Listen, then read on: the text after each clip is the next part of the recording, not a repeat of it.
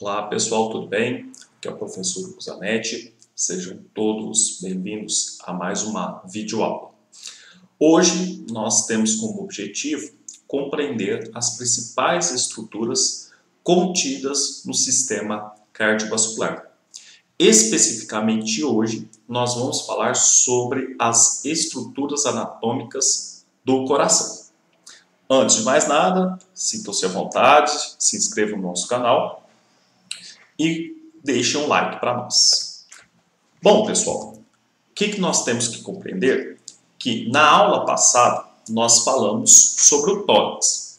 E, claramente, o nosso coração está contido dentro dessa gaiola anatômica. No entanto, antes de falar das estruturas propriamente ditas do coração, nós temos que compreender que esse coração ele está localizado num espaço dentro do tórax, ao qual nós chamamos de mediastino. Então, o mediastino ele tem algumas limitações anatômicas. Observe que ele tem uma limitação superior, que é através da abertura torácica superior, que é um espaço entre o externo, especificamente sobre o manúbrio do externo, e a primeira vértebra torácica. Na parte inferior, ele limita-se ao músculo diafragma. Observe que o diafragma ele inicia lá no processo xifoide e se insere lá na vértebra torácica, especificamente na T12. E, anteriormente, esse espaço é limitado pelo externo, tanto pelo manúbrio, quanto pelo corpo, como pelo processo xifoide. E, posteriormente, o mediastino ele é limitado pelas vértebras torácicas, de T1 a T12. A grande limitação que nós temos é lateralmente. Esse espaço ele é considerado pequeno, pois lateralmente o mediastino ele é limitado pelas pleuras. Então observem aqui comigo esse espaço em verde. Esse espaço em verde vai compreender o que nós chamamos de mediastino. Lateralmente ao mediastino, nós vamos ter as cavidades pleurais e o pulmão propriamente dito. Observem que esse mediastino ele pode ser dividido em duas grandes partes, ao qual nós chamamos de mediastino superior e mediastino inferior. Observem aqui que o mediastino superior ele é limitado pelo ângulo do externo e observe que, posteriormente, o limite dele é o disco intervertebral entre T4 e T5 e, superiormente, pela abertura torácica superior. Observe que nesse mediastino superior nós vamos ter estruturas que são importantes. Por exemplo, o arco da artéria aorta, a traqueia e o esôfago, por exemplo. E nós temos o mediastino inferior.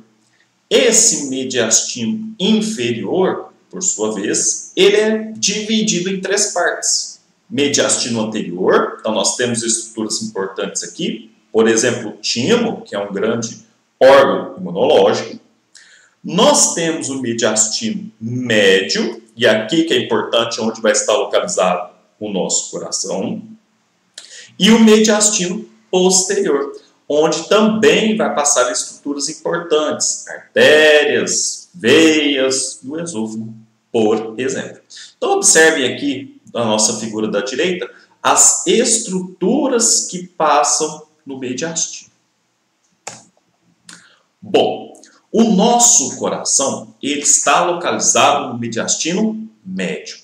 E ele está envolto ou protegido por um tecido fibroceroso, ao qual nós chamamos de pericárdio.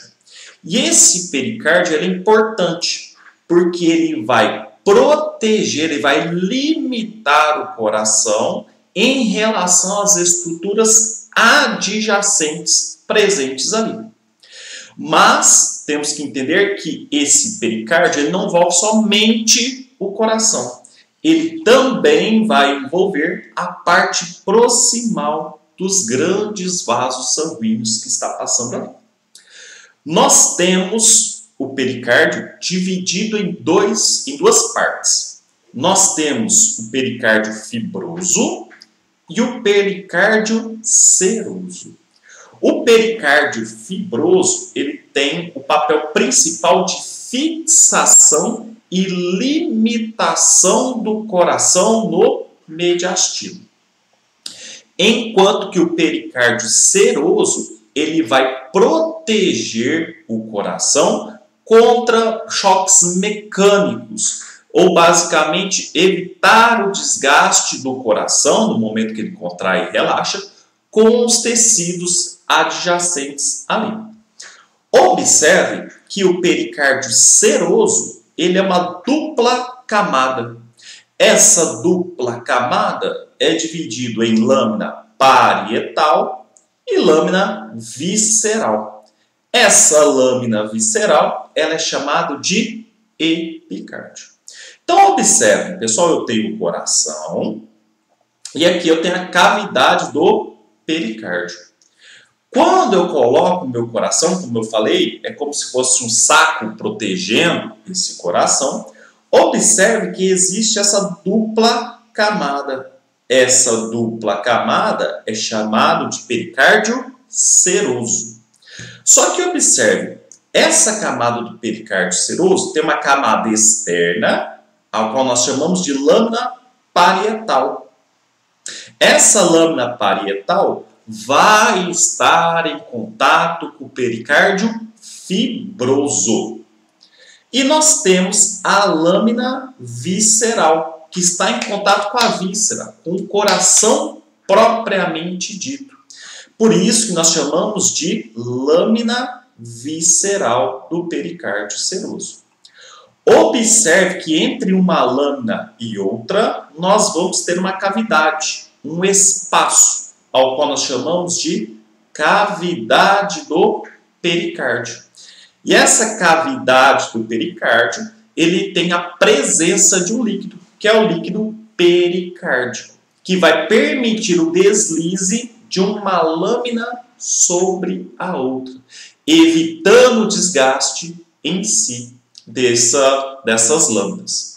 E claramente, em processos de infecção ou de doença, pode haver o aumento ou redução desse líquido, o qual vai gerar sons específicos na ausculta cardíaca. Então, observem, pessoal. Eu tenho aqui, nessa figura, o pericárdio fibroso. Observe que esse pericárdio fibroso, ele vai se fixar, vai se juntar lá no diafragma e vai contornar todo o coração. Como eu falei, ele limita o coração no mediastino. No entanto, quando eu retiro esse pericárdio fibroso, eu vou ter o coração propriamente dito. E dentro desse coração, ele vai estar protegido por outra parte do pericárdio, que é o pericárdio seroso. E aí a gente tem a lâmina parietal e a lâmina visceral propriamente dito. Observem que nós não temos apenas a parte do pericárdio. O meu coração possui outras duas camadas muito importantes, a qual nós chamamos de miocárdio, e o miocárdio é onde estão as estruturas, os filamentos que vão gerar a contração do coração propriamente dito. Então vamos ter ali filamentos de actina e miosina para que haja a contração muscular cardíaca, propriamente dito. E eu vou ter uma camada interna, que a gente chama de endocárdio.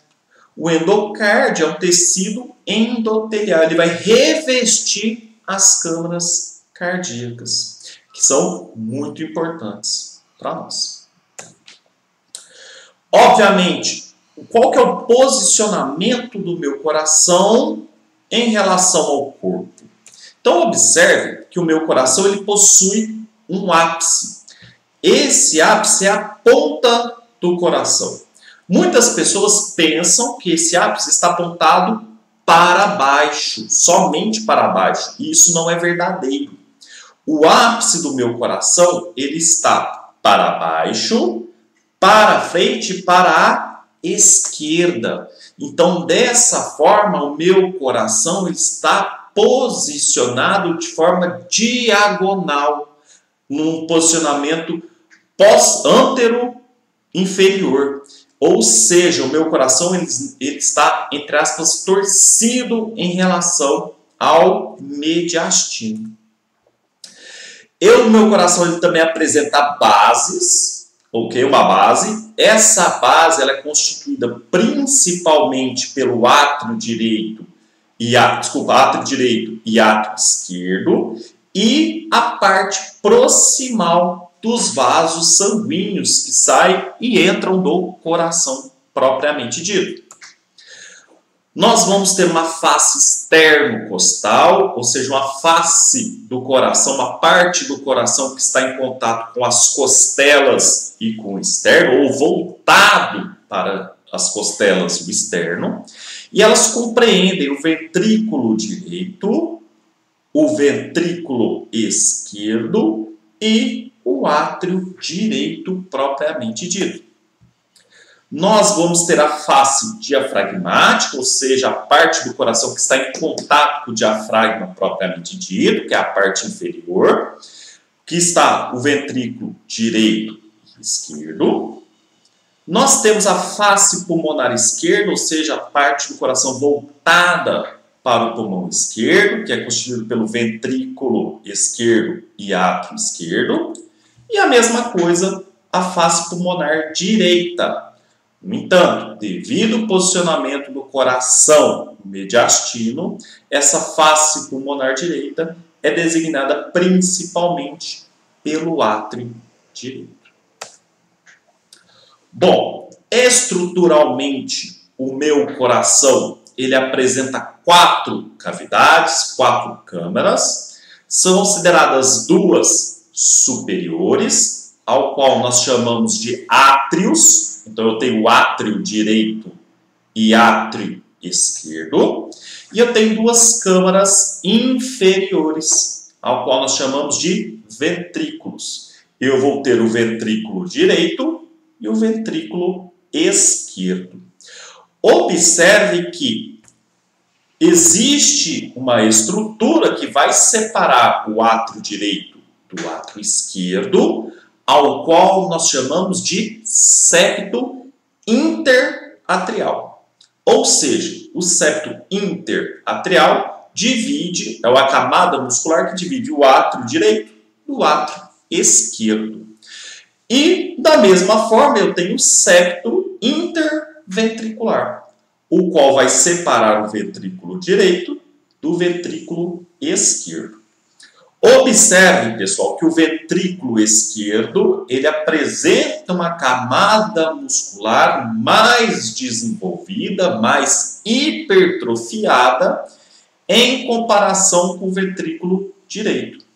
Isso acontece porque esse ventrículo esquerdo ele promove mais força para expulsar o sangue. Consequentemente, a musculatura presente ali é maior do que no ventrículo direito.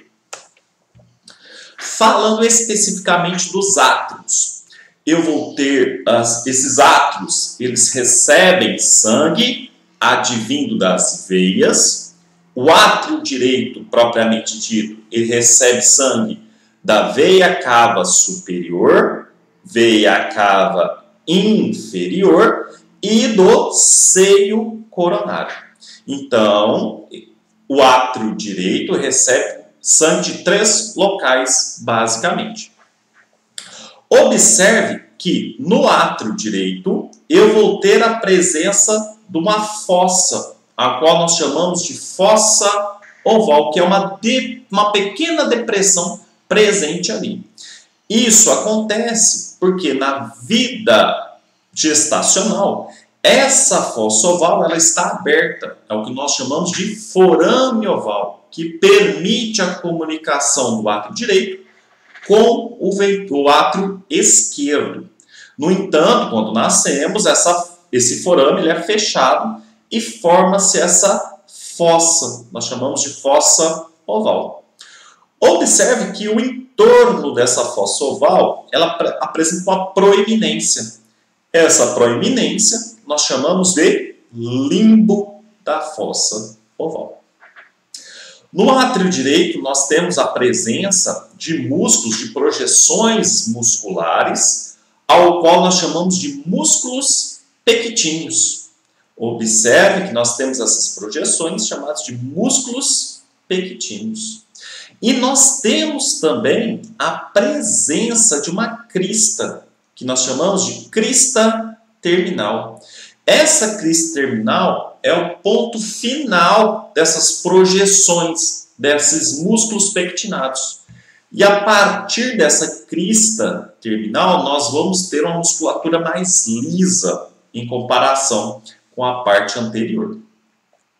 Além disso, nós temos a presença de duas válvulas aqui no átrio direito, que é a válvula da veia cava inferior e a válvula do seio coronário. Já do lado esquerdo, esse átrio esquerdo, ele vai receber sangue das veias pulmonares, direita e esquerda. Então, basicamente, essas são as principais estruturas contidas nos átrios. Ambos os átrios, eles vão apresentar uma bolsa no lado exterior, ao qual nós chamamos de aurícula. Então, quando nós observamos o coração do lado externo, nós vamos ver duas projeções no formato de bolsa ou em formato de orelha. Por isso que elas são chamadas de aurícula. Então, observe que a gente tem a aurícula esquerda e a gente vai ter a aurícula direita também. Nos ventrículos, nós vamos ter projeções musculares. Essas projeções musculares, tanto no ventrículo direito quanto no esquerdo, são chamados de trabéculas, que são trabéculas cárneas. Tá? E, além disso, nós vamos encontrar outras projeções musculares, ao qual nós chamamos de músculo papilares. Esses músculos papilares são importantes, uma vez que vão ser local de inserção das cordas tendíneas. Daqui a pouco a gente vai falar um pouquinho sobre elas. Essas cordas tendíneas vão estar originadas lá nas válvulas atrioventriculares. Observe que no ventrículo direito nós vamos ter três músculos papilares. Músculo papilar anterior, posterior e septal. Enquanto que no ventrículo esquerdo, nós vamos ter apenas dois músculos papilares. Músculo papilar anterior e músculo papilar posterior. Vamos lembrar que o ventrículo esquerdo, o ventrículo direito, ele vai enviar sangue para os pulmões, enquanto que o ventrículo esquerdo vai enviar sangue para a artéria aórtica. Observem que o meu coração, ele apresenta uma estrutura fibrosa, ao qual nós chamamos de esqueleto fibroso. Esse esqueleto fibroso ele é muito importante, uma vez que vai auxiliar a fixação do músculo cardíaco propriamente dito, do miocárdio. E eles têm também um papel muito importante na condução elétrica do coração. E isso vai ser passado numa outra aula. Observe que nós temos 4 anéis fibrosos no coração. Nós temos o anel fibroso da válvula pulmonar, nós temos o anel fibroso da válvula aórtica, nós temos o anel atrioventricular esquerdo e nós vamos ter aqui o anel atrioventricular direito. E nós vamos ter basicamente 2 trígonos, que é o trígono fibroso esquerdo e o trígono fibroso direito. Novamente, eles possuem um papel muito importante em relação a isso. E observem, pessoal, o meu coração, ele trabalha numa direção, num sentido único, ou seja, ele é unidirecional. Ou seja, o sangue tem que sair dos átrios, ir para os ventrículos, e dos ventrículos ir para as artérias. E isso só é conseguido graças à presença das válvulas. Então, nós temos as válvulas que vão fazer com que o sangue circule numa direção apenas. Então, observe que entre o átrio direito e o ventrículo direito, eu vou ter a presença de uma válvula que apresenta 3 folhetos. Então, essa válvula é chamada de válvula tricúspide, ou então chamado de válvula atrioventricular direita. Já entre o átrio esquerdo e o ventrículo esquerdo, eu vou ter a presença de uma válvula com 2 folhetos. Por isso que ela é chamada de válvula bicúspide, ou então válvula atrioventricular esquerda.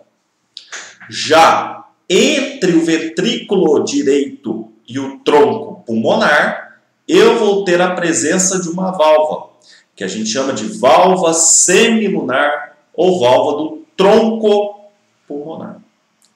E, claro, entre o ventrículo direito e a artéria aorta, eu vou ter a válvula semilunar aórtica.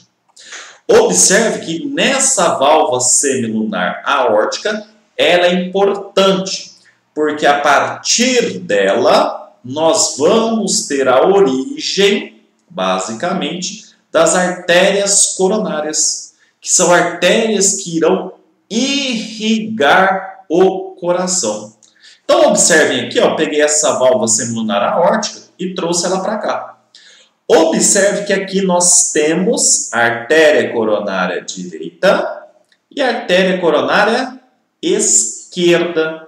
Dentro desses folhetos, né, das cúspides que nós chamamos, que são os folhetos, nós vamos ter a abertura para a artéria coronária direita e a abertura para a artéria coronária esquerda. Ou seja, o sangue vai ficar nessas cúspides e vai fluir para o coração, para irrigar o coração.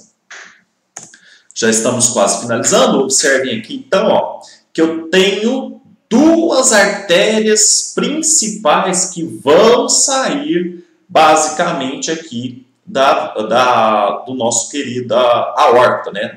A parte ascendente da aorta. Que nós temos a artéria coronária direita e a artéria coronária esquerda.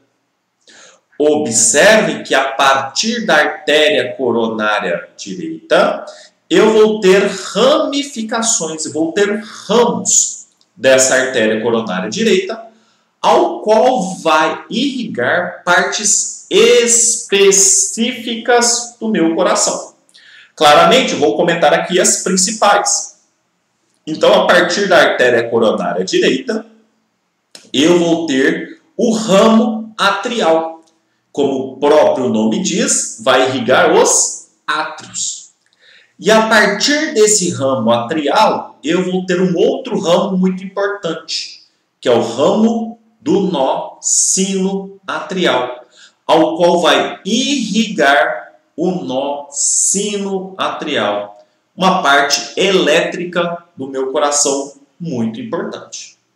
Observe que a artéria coronária direita, ela vai seguir na parte posterior e ela vai emitir um ramo muito importante, que é o ramo marginal direito.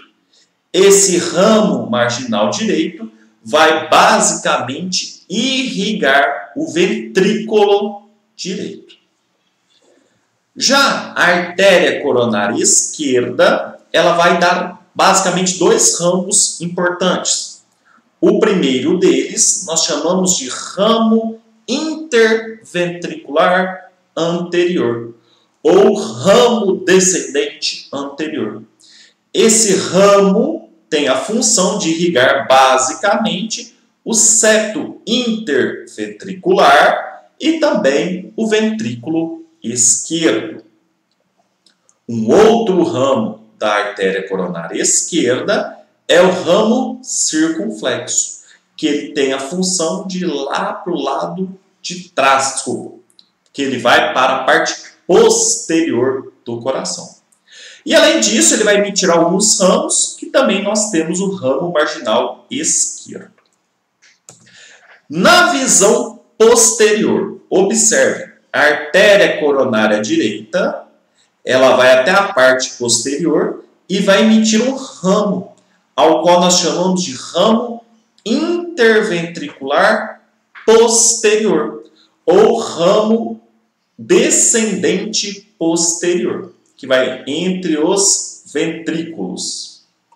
Enquanto que o ramo circunflexo vai emitir um ramo que nós chamamos de ramo posterior do ventrículo esquerdo, ao qual vai irrigar a parte posterior do ventrículo esquerdo.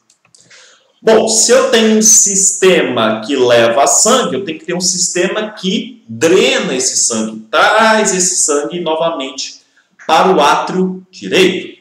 Então, basicamente, na parte anterior direita, eu vou ter as veias anteriores do ventrículo direito e eu vou ter aqui, ó, uma veia que nós chamamos de veia cardíaca parva. Observe que essa veia cardíaca parva, pessoal, ela vai para a parte posterior. Observem ela aqui, ó. Ela está aqui. Ela está passando essa veia cardíaca parva e vai desembocar no seio coronário. Na parte anterior, eu vou ter uma veia que nós chamamos de veia cardíaca magna. Magna quer dizer maior. Então, a principal veia que nós temos no nosso coração. E, obviamente, eu também vou ter a veia oblíqua aqui do átrio esquerdo e eu vou ter as veias posteriores. Então, eu tenho a veia posterior do ventrículo esquerdo e eu tenho a veia interventricular posterior. Observe que as veias elas vão se unir para formar o que nós chamamos de seio coronário. E esse seio coronário vai desembocar ou vai levar o sangue até o átrio direito. Por fim, nós temos os principais vasos sanguíneos da base do meu coração. Então, nós temos, chegando ao meu coração, a veia cava superior e aqui a veia cava inferior. E observe que eu vou ter esse sangue chegando no átrio direito, passando para o ventrículo direito, e ele vai para os pulmões. Ele vai para os pulmões por meio do tronco pulmonar.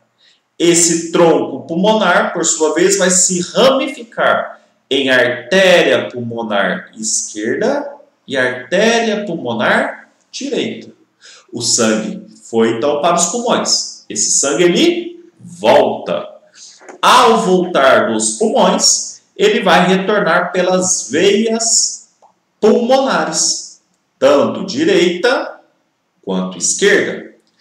Esse sangue então chega, por sua vez, no coração, o átrio esquerdo, vai para o ventrículo esquerdo e ele vai para o corpo agora, vai ser enviado para o corpo por meio da artéria aorta. Então nós temos a parte ascendente da aorta e o arco da aorta, com as suas ramificações, ao qual nós vamos comentar na próxima aula. Bom, pessoal, espero que vocês tenham gostado. Até a próxima aula.